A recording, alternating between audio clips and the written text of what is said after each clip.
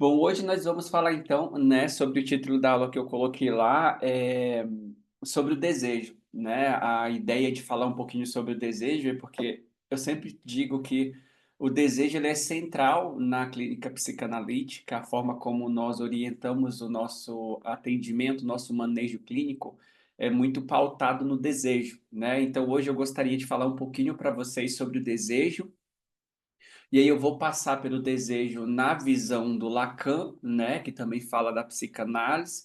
Eu vou falar um pouco do desejo na visão do Freud, e aí vou, né, chegar no desejo na concepção da neuropsicanálise, que traz essa intersecção entre a neurociência afetiva e a psicanálise, tá?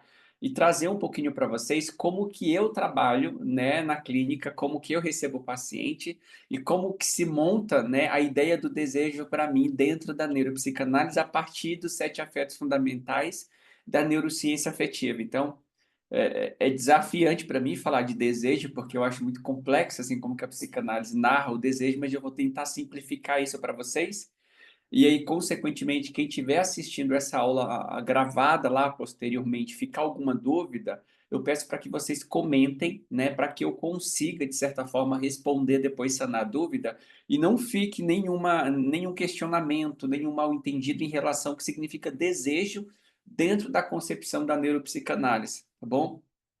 E é fundamental, assim, nesses estudos que nós estamos fazendo, a gente vai passar por vários conceitos psicanalíticos, sobretudo freudianos, e a revisão que foi feita desses conceitos a partir da neuropsicanálise, né? Dialogando com as pesquisas, os métodos investigativos da própria neurociência, tá? Esse é o objetivo, então, desse nosso estudo contínuo aqui.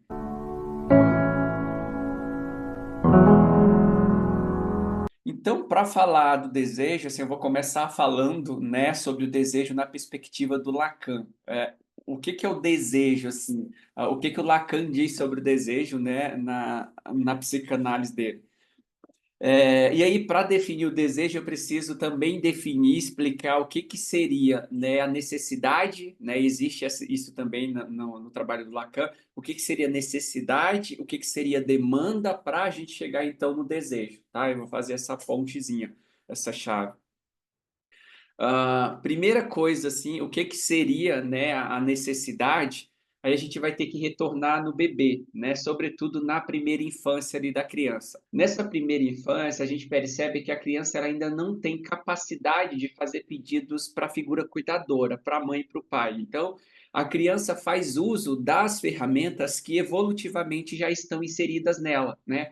A criança já nasce com essas capacidades. Que capacidades são essas? Por exemplo, o choro. O choro, então, é uma ferramenta muito eficaz, né, para a criança chamar a atenção da figura cuidadora, para a criança conseguir suprir as suas necessidades. Então, nessa primeira infância, a mãe, sobretudo, tem uma conexão muito íntima, né, Então, nessa primeira infância, a mãe tem uma conexão muito íntima, né, com a criança, com o filhote. Então, tudo aquilo que o filhote precisa, tudo aquilo que o bebê, que a criança pede para a mãe, ele usa o choro como ferramenta para chamar a atenção dessa mãe.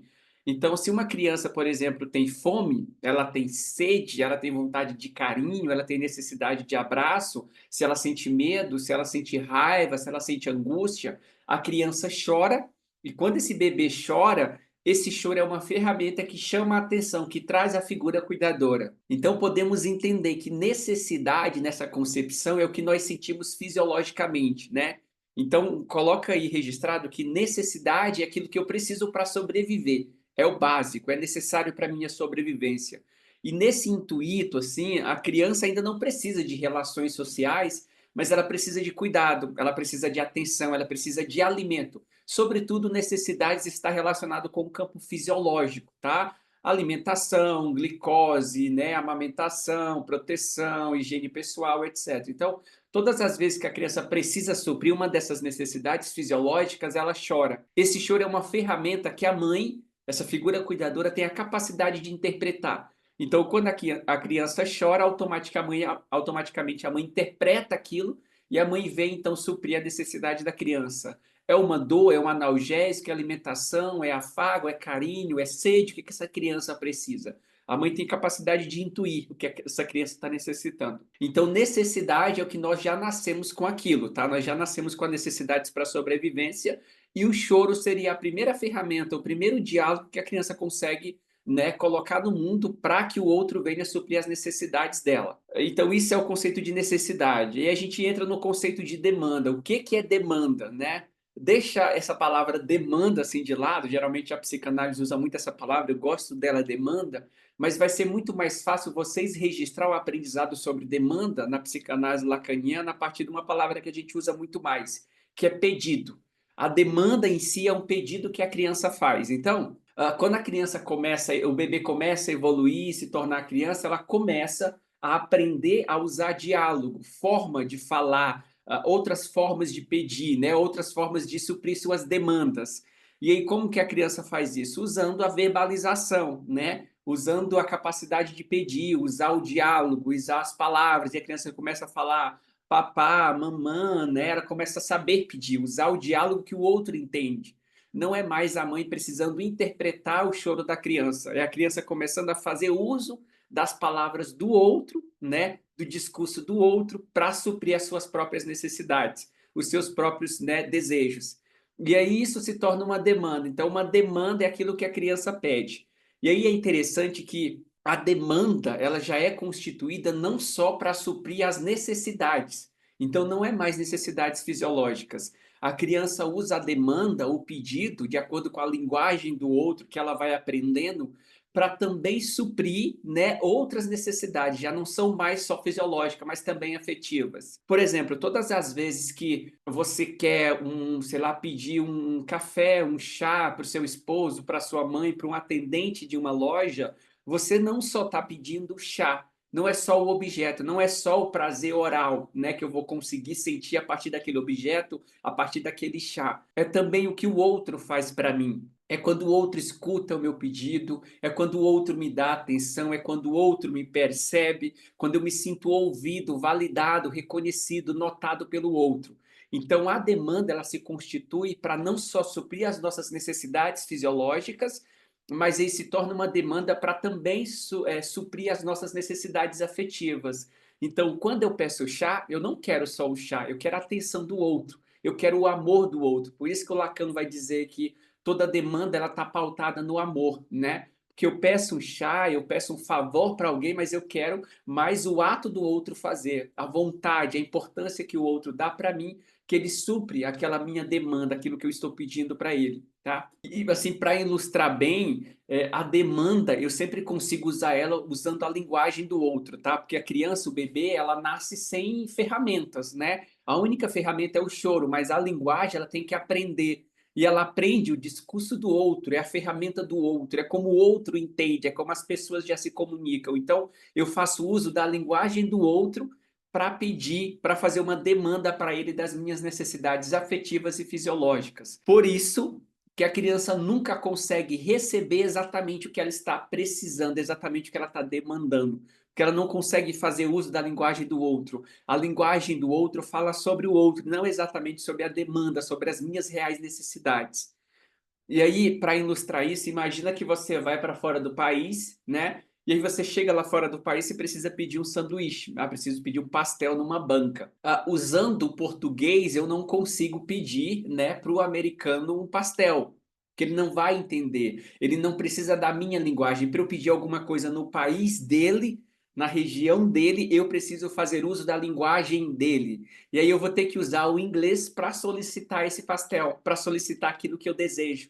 Então, na mesma coisa acontece ali nas nossas relações. A gente sempre faz uso da linguagem do outro, da ferramenta do outro, do que o outro conhece, do que é compreensível para ele, para eu pedir suprir as minhas demandas. Então, eu chego lá, eu vou pedir em inglês, eu não vou pedir em português, porque eu não posso usar a minha própria linguagem.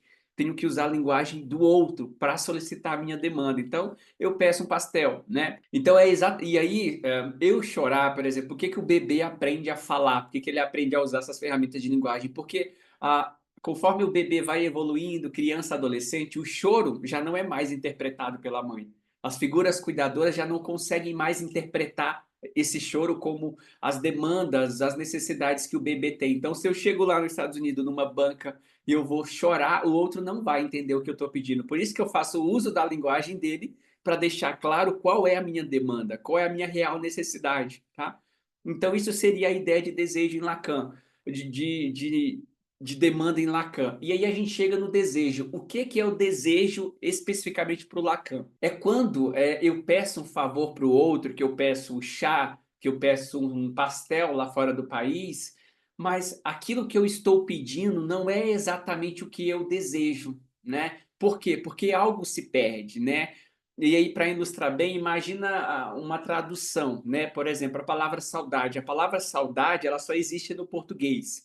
Se eu escrevo a palavra saudade e alguém lá nos Estados Unidos, na América, vai traduzir essa palavra saudade, ele vai fazer uso de uma outra palavra que na língua dele significa ou se aproxima mais de saudade. Porque essa palavra saudade só existe aqui no Brasil, no português em si.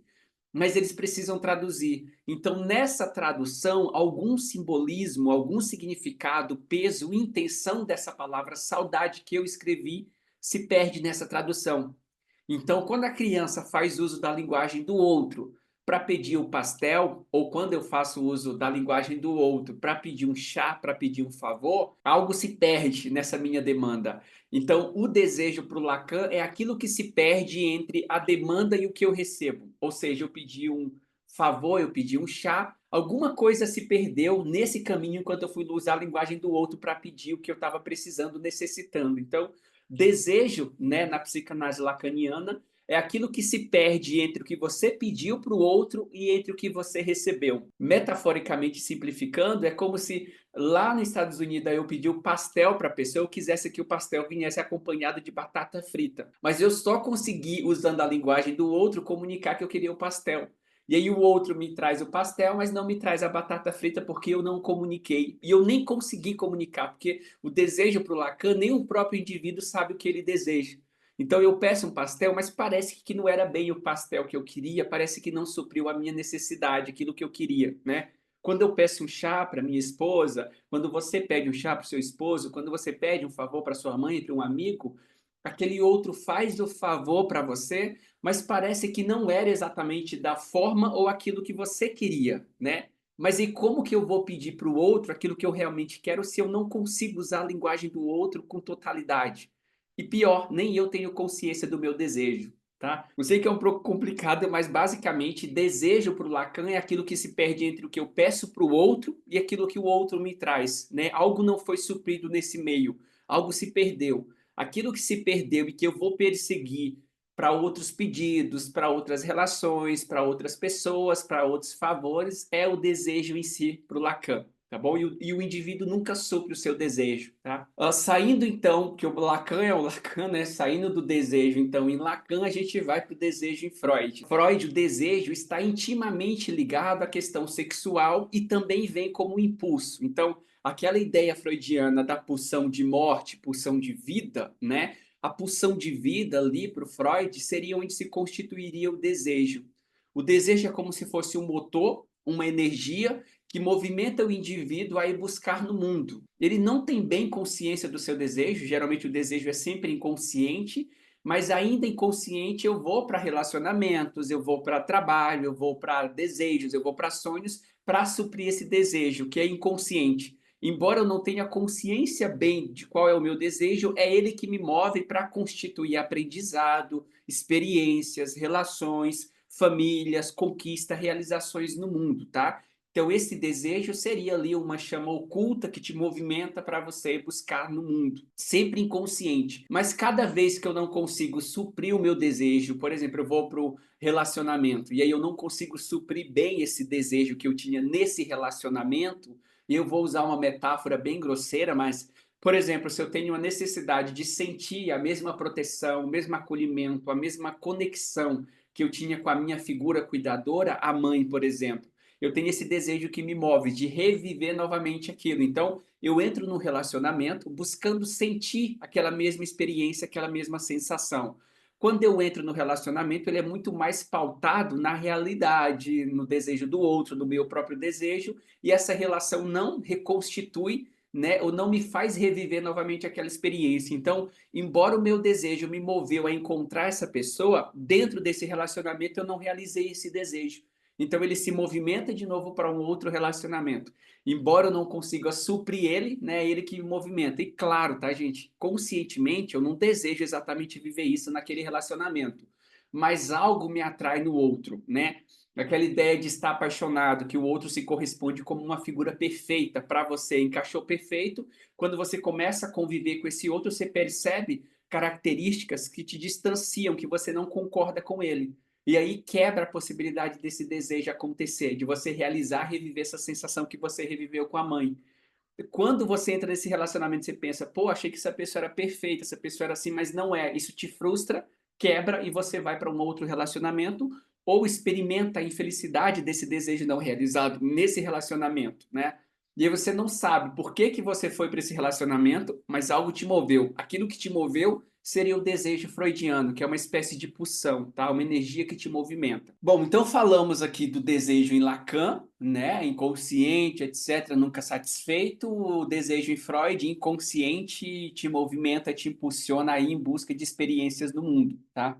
E aí vamos falar então agora, para mim assim, a área que eu mais conheço, que é do desejo dentro da perspectiva neuropsicanalítica. E aí, gente, é bom lembrar assim que quando a gente fala de neuropsicanálise, a gente está pegando os mesmos conceitos freudianos, no caso, pulsão de vida, pulsão de morte, e fazendo uma atualização, né? Quem ainda não viu a aula dos sete afetos fundamentais, precisa ver essa aula, porque essa aula é fundamental, é o carro-chefe de todas as aulas que vocês vão ver aqui no percurso, tá? Essa aula é fundamental.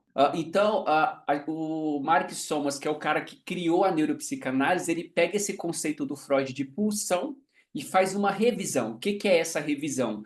Ele pega aquilo que o Freud teorizou sobre o que que seria a pulsão, por exemplo, uma demanda, o Freud falou que é uma pulsão, é uma demanda, etc., e vai investigar essa pulsão à luz das metodologias neurocientíficas, né?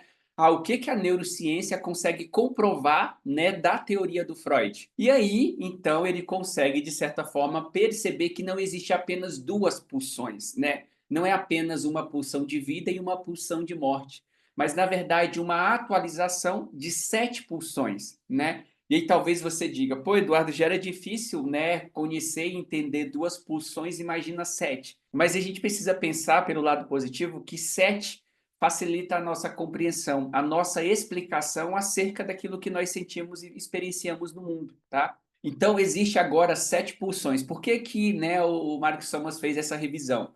Porque assim como o Freud falou que era uma demanda, algo que te impulsionava, uma força que te levava para o mundo a buscar realizar esses desejos, a neurociência comprovou que nas nossas regiões subcorticais, né, ou seja, na parte mais primitiva, conhecido como cérebro reptiliano, se localiza esses sete afetos fundamentais, que são sete necessidades básicas de todos os mamíferos. Então, a necessidade de ter vínculo com outras pessoas não é só do ser humano. Um gato, um cachorro, ele também tem uma necessidade de ter vínculo com outros mamíferos, tá? Então, apenas nós mamíferos somos constituídos desses sete afetos. E esses sete afetos são forças internas subcorticais que trazem demanda. De repente, eu tenho uma necessidade de cuidado. Isso me leva a ir para o mundo buscar suprir a minha necessidade de cuidado, né? Então, às vezes, assim, você está no mundo, está no relacionamento, tentando suprir essa necessidade inconsciente, tá? Porque as necessidades, elas são sempre inconscientes, mas as manifestações dessas sete necessidades afetivas, elas são conscientes. Chega como sentimento, chega como sintoma físico, psicológico e assim sucessivamente. Na clínica neuropsicanalítica, o que a gente faz é interpretar esses sintomas do paciente para, consequentemente, entender qual é a necessidade afetiva dele que está em desvio. E aí, o que que seria então agora o desejo dentro do conceito da neuropsicanálise? E aí eu vou retornar novamente ao bebê. O bebê, quando ele nasce, assim, ele, como eu disse na teoria do Lacan, ele ainda não tem linguagem, ele não consegue fazer pedidos usando a linguagem do outro para suprir a sua necessidade. Então, ele faz uso daquilo que a natureza evolutiva já capacitou ele, já nasceu implantado, que seria, né, o choro. O choro é a primeira ferramenta que o bebê utiliza para chamar a figura cuidadora. E aí, nesse sentido, a natureza tão perfeita como ela é, prepara uma mãe.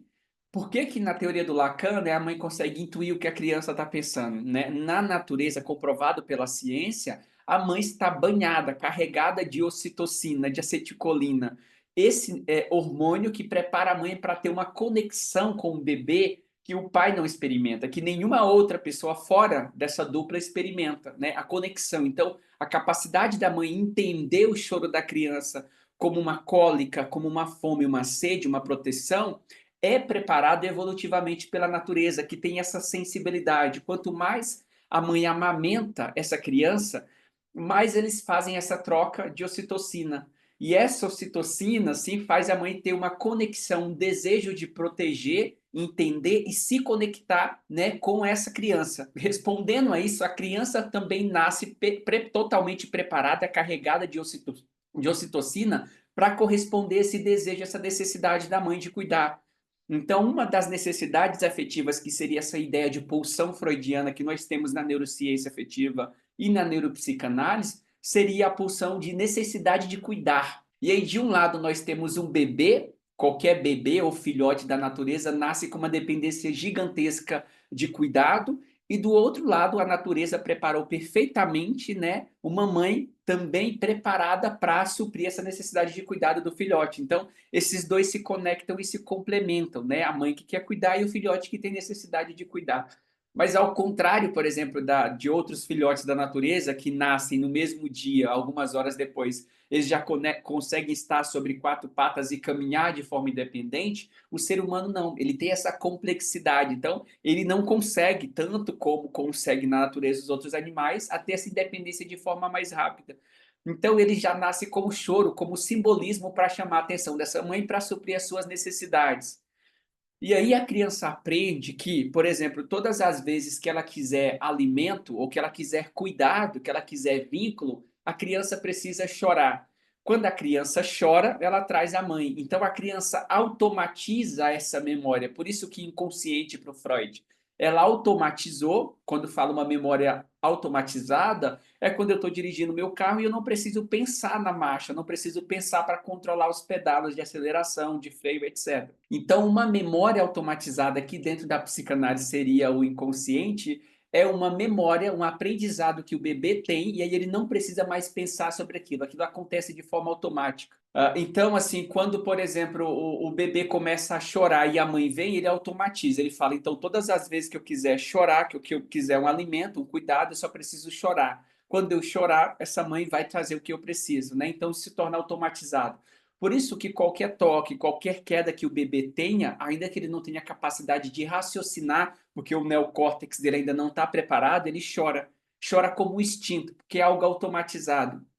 Mas aí a gente vai crescendo nessa relação e a gente vai tendo outras necessidades, como também foi falado por Lacan. Então, eu vou tendo outras necessidades, por exemplo, eu quero cuidado, eu quero atenção da mãe, eu quero amor, eu quero vínculo, eu quero dominância, e nesse sentido, se tornando criança, depois adolescente, a gente vai constituindo aprendizado. Então, o choro que funcionava para eu chamar a atenção da mãe, para eu suprir as minhas necessidades, já não funciona mais. Na vida adulta, chorar não resolve muita coisa, né? Então eu preciso ter outras ferramentas para utilizar. E aí a criança, entendendo que ela não está recebendo as suas necessidades afetivas, ela constitui um outro aprendizado. Como, por exemplo, vamos pegar um aprendizado de repente eu quero cuidado. Como que eu consigo cuidado ou como eu consigo o vínculo da minha mãe? Se tornando uma boa criança. Se eu for a criança mais inteligente, se eu for a criança mais atenciosa, a criança mais educada, a mais simpática, essa mãe vai me reconhecer, eu vou receber o amor dela.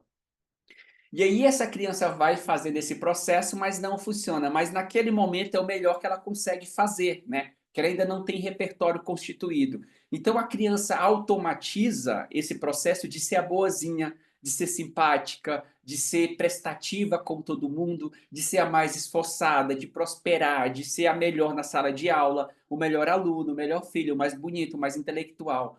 E ela automatiza isso como forma de suprir a sua necessidade. Então, uma vez ou outra, sendo a melhor aluna na escola, a mãe vai lá e parabeniza essa criança. À medida que a criança consegue, a partir desse mecanismo, dessa ferramenta que é ser o melhor, chamar a atenção, ganhar o vínculo dessa mãe, a criança, então, de certa forma, vai automatizar essa memória. Quando ela automatiza essa memória, significa que ela vai para a vida adulta, e aí no relacionamento, por exemplo, ela vai buscar suprir essa necessidade. Mas qual é a ferramenta que ela tem além do choro? A outra ferramenta que a criança tem além do choro seria a ferramenta de ser o melhor. Então, a pessoa começa a se esforçar muito no trabalho, está sempre servindo o parceiro, está sempre sendo disponível, está sempre sendo o porto seguro desse parceiro, está sempre solucionando o que ele precisa, está sempre respondendo quando ele manda mensagem, está sempre disponível para esse outro, porque isso é um padrão automatizado. Mas à medida que ela tem essa disponibilidade, essa entrega para o relacionamento, ela não consegue suprir a sua necessidade de vínculo. Porque ser o melhor, a pessoa mais educada, mais gentil, mais inteligente, mais bonita, não funciona, né? Não é eficaz para você suprir as suas necessidades afetivas. A forma mais eficaz que nós temos na vida adulta é pedir, é declarar, verbalizar para o outro aquilo que eu preciso, né? E ver, reconhecer se o outro está disponível a suprir a minha necessidade.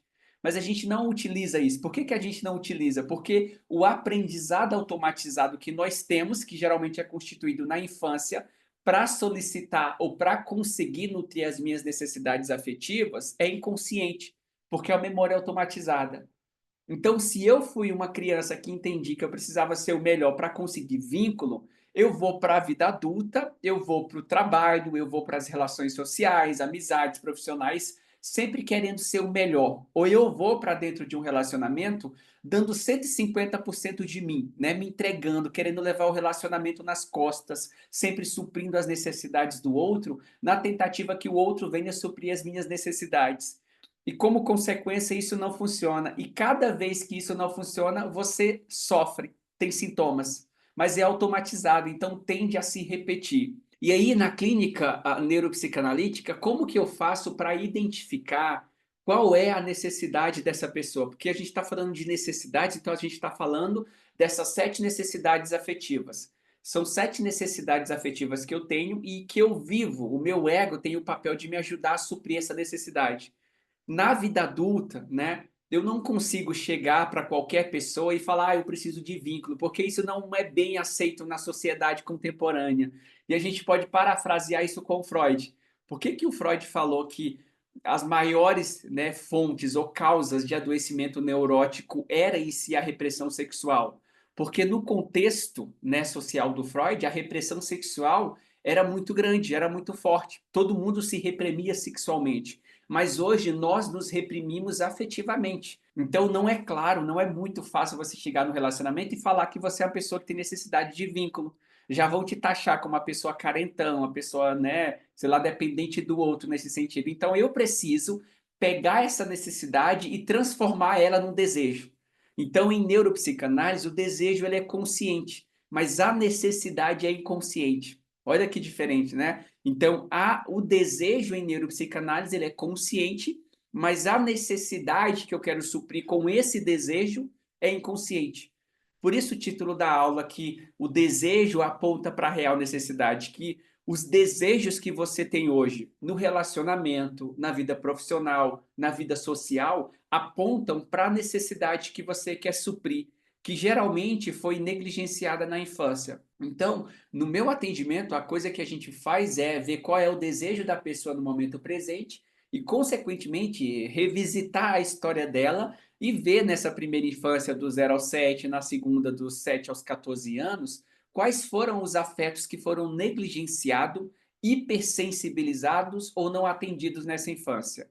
Se, por exemplo, essa pessoa teve uma necessidade de vínculo que foi negligenciado na infância, essa pessoa vai vir para a vida adulta com essa necessidade latente, porque ela é uma pulsão, né? Eu preciso suprir essa necessidade porque a mais negligenciada é a mais sensível.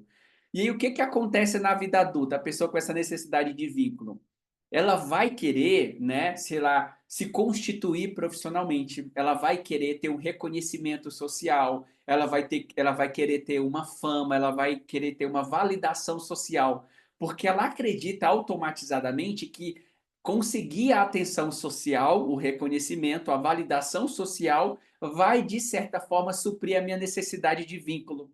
Mas isso não funciona. Então, eu falo para a pessoa que se ela conseguir responder 2 perguntas básicas assim, a gente tem 50% do nosso processo neuropsicanalítico resolvido. A pergunta é: o que você deseja e qual é a sua necessidade? Necessidade, eu estou falando de necessidade afetiva, 7 afetos fundamentais, assista a aula lá. E aí eu estou falando de desejo no momento presente. E aqui é o principal.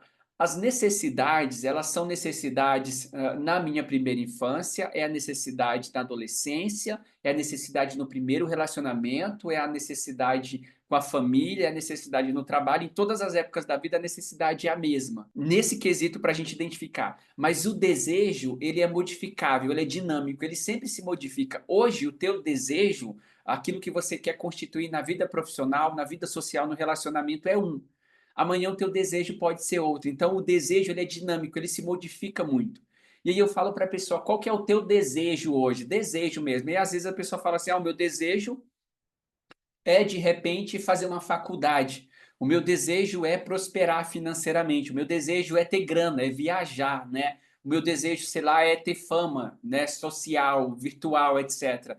Esse desejo dessa pessoa de ter fama, de ser próspero financeiramente, de ser reconhecido profissionalmente, aponta para essa ausência de vínculo. Então, se eu consigo. E aí a pessoa fala, eu quero ter fama, eu quero ter reconhecimento profissional. E eu pergunto, por quê? Qual a finalidade de ter reconhecimento profissional? E a pessoa fala, porque eu gostaria de que, se as pessoas estiverem passando por um momento difícil, elas pensarem que eu possa ajudar. E aí eu falo, e por que você quer ajudar essas pessoas? Né? Esse porquê dos desejos da pessoa vai fazer a gente chegar na real necessidade dela. Ou seja, o desejo ele não tem fim em si mesmo. O que é fim em si mesmo? A felicidade. A felicidade tem fim em si mesmo, porque eu faço muitas coisas no mundo para ser feliz. Mas eu não faço feliz, mas eu não quero ser feliz para alguma outra coisa. Eu quero outras coisas para ser feliz. Então, a felicidade tem fim em si mesmo, o desejo não. Eu nunca quero prosperar profissionalmente, financeiramente, somente para prosperar. Tem um significado aqui. Talvez para sanar uma escassez da infância em que eu tive muita dificuldade financeira, eu quero reconhecimento, eu busco a aprovação, eu me exponho o tempo todo na internet porque eu busco suprir uma negligência de vínculo, de validação, de cuidado, de dominância que eu não tive na minha primeira infância. Então, o desejo atual aponta para a necessidade real, tá? Então, 2 perguntas fundamentais é perguntar para o paciente qual que é o desejo dele, qual que é o desejo hoje na vida dele. Às vezes ele vai conseguir categorizar, o meu desejo na vida profissional é tal, o meu desejo na vida pessoal é tal, o meu desejo para o relacionamento é tal. E aí você pega esses desejos, todos eles apontam para a mesma necessidade, né? Então, interpretar o desejo é interpretar a necessidade que a pessoa realmente tem. Pô, eu identifiquei o desejo do paciente, identifiquei qual que é a necessidade. Ele quer aprovação social porque, na verdade, ele quer vínculo, ele quer validação, ele quer experimentar a dominância. Então, eu preciso constituir no campo, na realidade, com as ferramentas que o paciente tem disponível, campo para ele suprir essa necessidade dele de vínculo. Necessidade de vínculo dificilmente vai vir a partir de uma aprovação social. Essa necessidade de vínculo dificilmente vai ser conseguida, suprida a partir de uma realização profissional, a partir de uma fama. Ou seja, é melhor que o indivíduo questione esses desejos, desconstrua essas ideias e passe a investir energia, essa energia libidinal que o Freud falava, em constituir campos de vínculo na realidade atual dele. Ou seja, dá para eu conseguir amizades mais significativas com a classe social que eu tenho, com os amigos que eu tenho, com a realidade que eu tenho? Às vezes dá. Mas a gente está tão impregnado, tão certeiro que essa realização social é o que, de certa forma, vai suprir o meu vínculo, que a gente não abre mão dela, né? Que a gente continua persistindo, ainda que traga adoecimento. Então, entender qual é a necessidade, qual é o desejo do indivíduo, é descobrir qual é a necessidade que ele quer suprir. Encontrando qual que é a necessidade que o indivíduo quer suprir, você precisa ajudar ele a criar campo, né, para suprir essa necessidade. E aí, as possibilidades de constituir vínculos são gigantescas. Quantos grupos hoje existem que vocês podem, né, de certa forma, suprir esse vínculo, suprir essa necessidade? Mas, de novo, gente, o desejo, ele se constitui para diminuir o sofrimento do indivíduo. Porque, como eu disse, não dá para eu chegar num grupo de amigos, num relacionamento, e dizer que eu estou naquele relacionamento ou naquele grupo de amigos porque eu tenho uma necessidade de vínculo. Não dá, assim, o indivíduo duramente eu falo que o desejo também é um mecanismo de defesa, porque eu trago desejos que a sociedade aceite para que eu não sofra com a sociedade reconhecendo e descobrindo qual que é a minha real necessidade. É vínculo. Olha que pessoa frágil, olha que pessoa carente. Então, nessa medida, ela transforma isso num desejo. Desejo de fama, desejo de ajudar o outro, desejo de ser um suporte, de ser lembrado, de ser notado, sempre aponta para essa necessidade de vínculo. E aí, assim, na própria análise de vocês enquanto profissionais, façam assim o que eu faço. Por exemplo, eu sempre penso muito que tudo aquilo que eu vou fazer tem um objetivo, né? Por exemplo, às vezes eu posto, sei lá, uma foto, eu posto um vídeo como esse na internet, um corte, alguma coisa. O que que nesse vídeo eu estou buscando, né? Qual que é o objetivo desse vídeo, desse post, da minha ida, por exemplo, a uma festa, da minha ida a um parque? Quando eu estou em frente ao espelho e eu coloco uma roupa e eu estou me arrumando, me maquiando, para qual objetivo que é isso que eu estou fazendo? Poucas pessoas, absolutamente poucas pessoas experimentam isso para si mesmas, né? Geralmente a gente experimenta essas modificações, essas ornamentações para atingir uma necessidade, que geralmente vai através de um desejo, né? Então, imagina aí que 90% hoje das pessoas, elas preferem estar na rua, preferem estar num bar para tomar uma taça de vinho, né? E elas têm o vinho dentro de casa. Elas têm um sofá confortável, elas têm uma TV dentro de casa para tomar uma taça de vinho. Mas por que que elas preferem tomar uma taça de vinho numa cadeira desconfortável de madeira na beira do mar ou numa praia, etc. Não é sobre a bebida, não é nem sobre o local, mas é sobre as pessoas que estão em volta desse local. É sobre as pessoas que estão me vendo. É sobre as pessoas que estão me notando, me reconhecendo. Então, todas as vezes que a gente vai preferir, né, sei lá, comemorar num lugar social, num local cheio de pessoas, num bar da esquina que seja, a gente está indo atrás de atenção, de vínculo, tá? É sobre conviver com outras pessoas e não necessariamente sobre beber. O álcool hoje, assim, até as dependências em si, elas entram na vida das pessoas porque as pessoas estão buscando vínculo.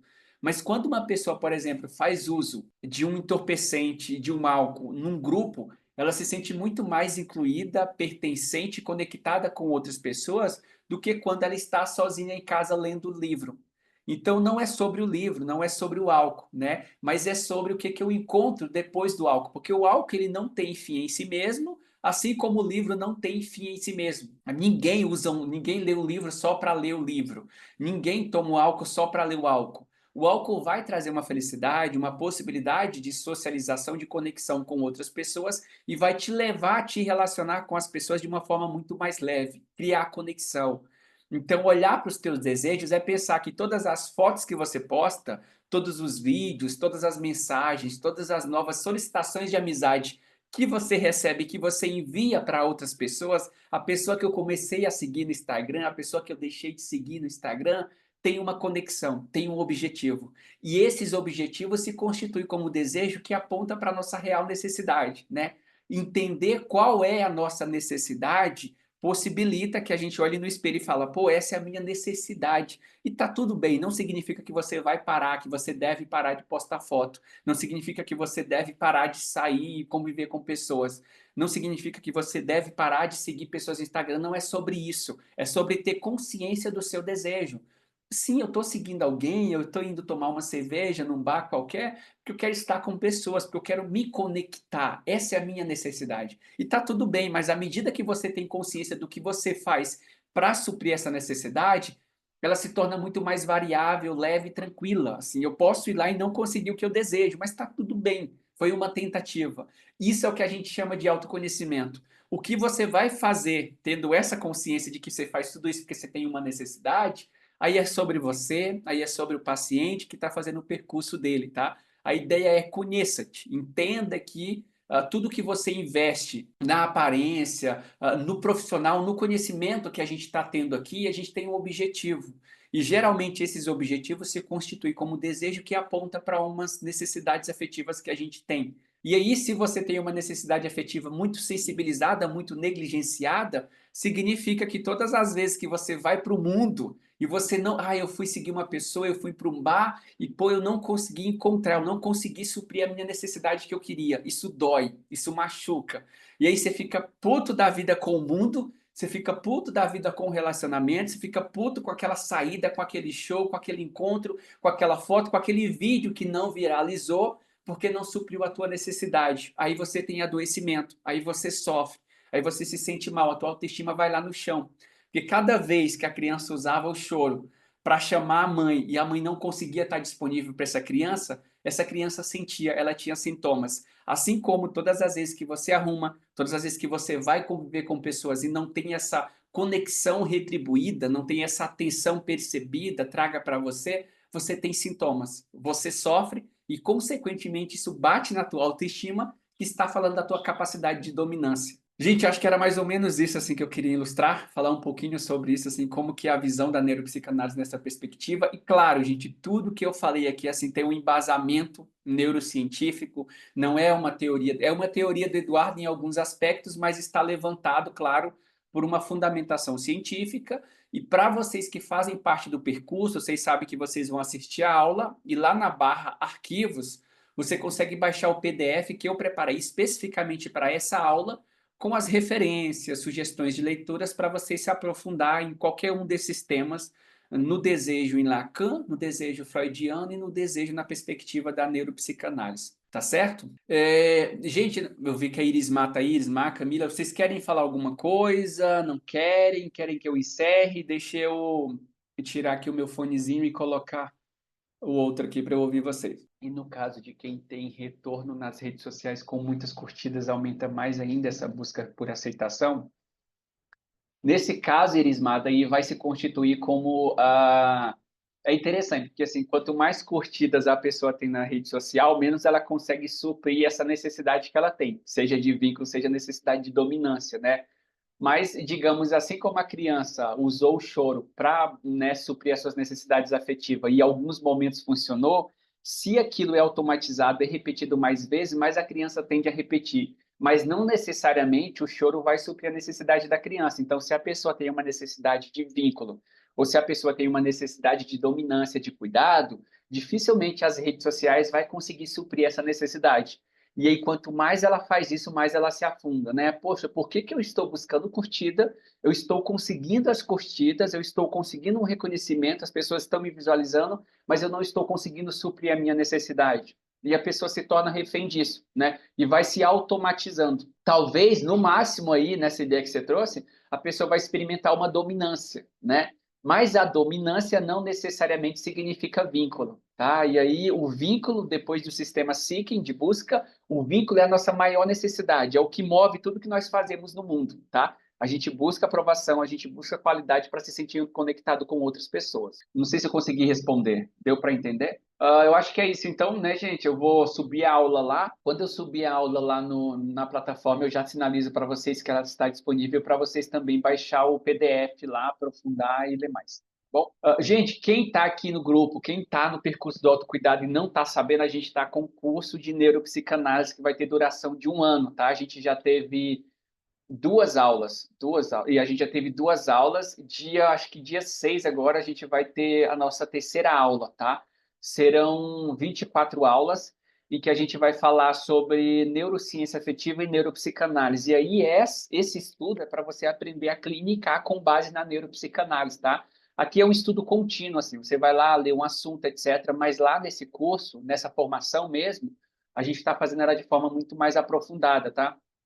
Além de falar do sistema de vínculo, eu falo das bioquímicas relacionadas a esse sistema de vínculo, que geralmente é a endorfina, a ocitocina, etc. Eu falo das estruturas cerebrais, neurocientífica, anatomia que está ligada, né, a esse sistema, etc. E eu falo como que esse sistema se manifesta, da onde que ele surgiu, como que você percebe ele nas pessoas, nos animais e assim sucessivamente, tá?